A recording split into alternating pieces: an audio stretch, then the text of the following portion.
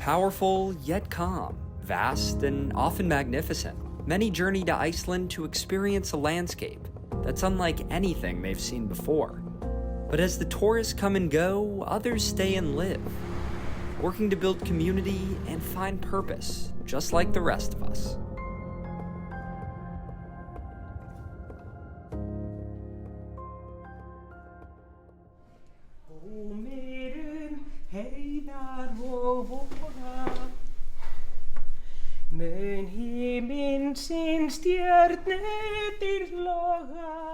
At work, Christiana Jonsdottir makes herself at home. Singing, cleaning, This I made of a woman in the sea. painting, and creating. I meet people who understands me, and I'm not judged, and I am allowed to be the way I am. But that acceptance was something Christiana fought years to find. I was diagnosed in 2014 when I was 41. And, you know, it freed me a lot because I knew why I was so peculiar.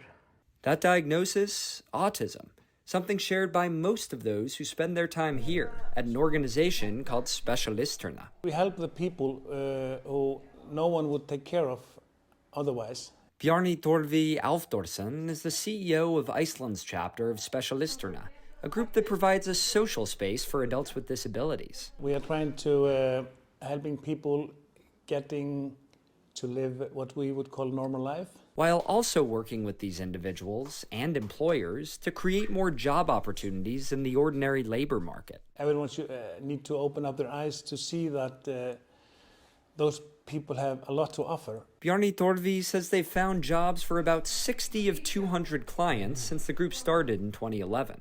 But there's still a way to go, illustrating what people in many countries describe as a challenging transition into adulthood. To find a place in the society. Where am I?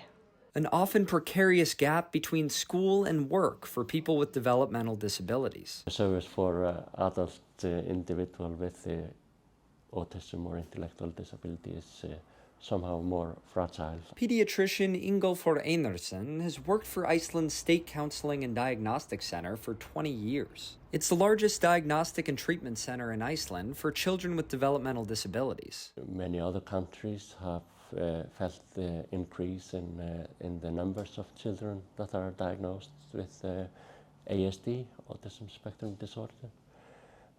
We have experienced the same. And with diagnoses increasing, This is just the teenagers, and then you know, the other. more people will be confronting these challenging transitions out of school. Many parents do have an anxiety of what will happen. That's Maria Jonsdottir. She also works for Iceland's State Counseling and Diagnostic Center, but as a social worker. We work in a team with its family. But the relationships she builds over time are often forced to phase out as students age out of school and other support systems specific to children. The parents often feel alone, you know, many things are changing. People that have been following the families for many years, they disappear because the adult service take over when they become 18. It changes quite a lot regarding healthcare, social service, education, work. Sigrun Birgisdottir, a mother of 2 adults on the spectrum, remembers the insecurity she felt as her kids got older. What would happen to them, where they would live, would they get any jobs that would suit them, would they be happy? She wants to see more consistent support for this group across their lifespan, including more opportunities in adulthood. It's very difficult to get any jobs, and higher education is almost impossible.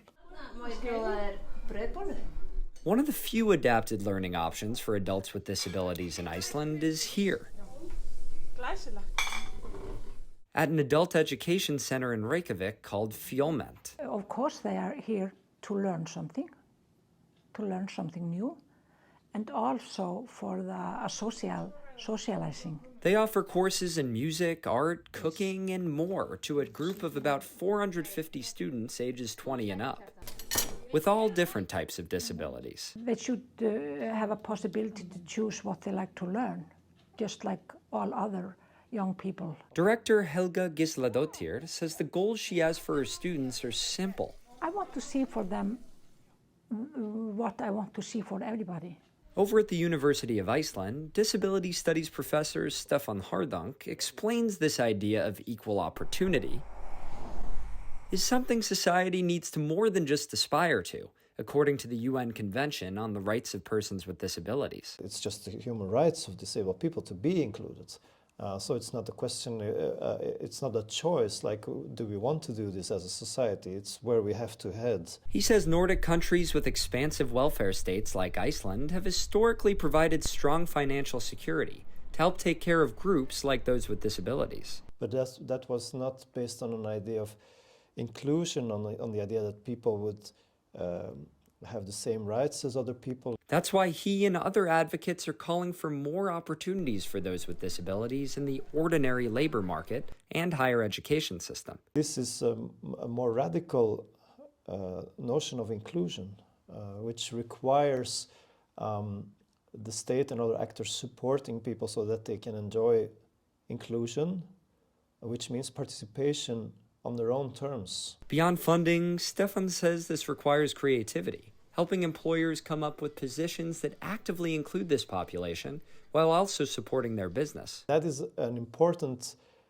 issue, that we have to question norms in the labor market, unwritten rules, expectations, because if we are going to try to push disabled people into employment as it is, if we don't question that, then it's often not going to be sustainable. About 1 year into its current 4-year term,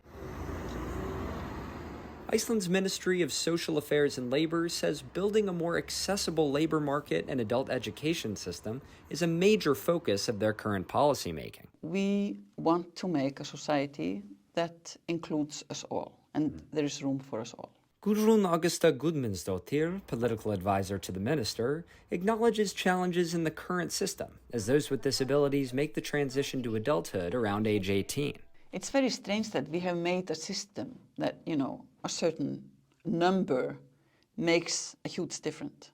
And she explains building a more inclusive and flexible adult system is in the interest of everyone, because we're all only a car crash away from living a very different life. We never know what can happen to our own life, and we want to be able to know that if anything happens, society still looks at us as a very precious part of the society. Politicians, doctors, social workers, scholars, educators, social entrepreneurs, parents, and people with disabilities themselves, discussing challenges by no means limited to Iceland. After they graduate, 20 years old, there are not many opportunities for them.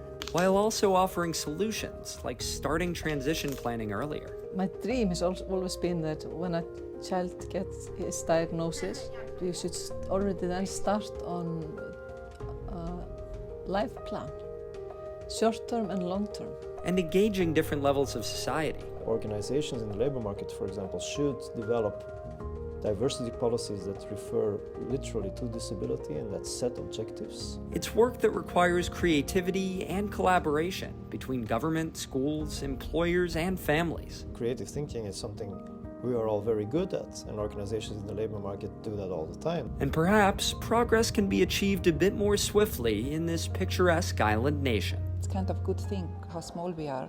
It should be easier, to go through the lines we need to go to get yes for doing things, etc.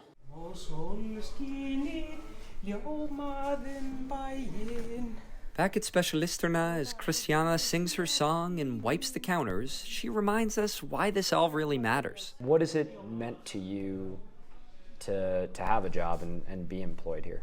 It made me have confidence because I felt like I could do something. I am good at something. I'm not useless. Discovering purpose and belonging amid the challenges of life, something we all deserve. In Reykjavik, Iceland, I'm Eric Benninghoff.